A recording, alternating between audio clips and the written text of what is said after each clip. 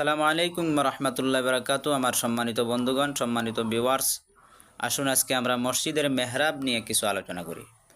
মেহরাবটি যেহেতু যুগ যুগ ধরে মসজিদেরই অংশ হিসাবে ব্যবহার হয়ে আসছে এবং মসজিদের অংশ হিসাবে ধরে নেওয়া হয়, নির্মাণ করার সময় মসজিদের মেহরাব হিসাবে নির্মাণ করা হয়, মসজিদেরই অংশ হিসাবে নির্মাণ করা হয়।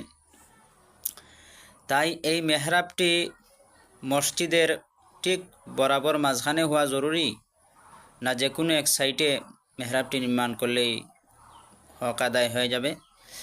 এর উত্তর হচ্ছে, মসজিদের মেহরাবটি মসজিদের ঠিক বরাবর মাঝখানে স্থাপন করতে হবে।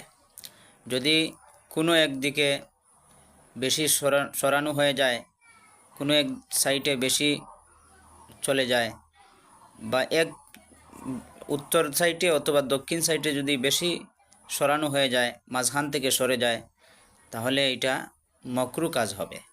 এ ধরনের মেহরাবে নামাজ পড়া মকরু হবে, বা এই ধরনের মেহরাবটি যারা নির্মাণ করলো তারা মকরু কাজ করলো। এ বিষয়ে ফতোয়ার সর্বশ্রেষ্ঠ কিতাব রদ্দুল মুখতার নামক কিতাবের 1 নম্বর খণ্ডের মধ্যে সুস্পষ্ট সমাধান দেওয়া হয়েছে, এবং ফতোয়ার আরেকটি বিশুদ্ধ কিতাব ফকিহুল মিল্লাতের মধ্যে বিষয়ে সুস্পষ্টভাবে সুন্দর সমাধান দেওয়া হয়েছে, এবং ফতোয়া মাহমুদিয়ার মধ্যে এই বিষয়টির সমাধান দেওয়া হয়েছে।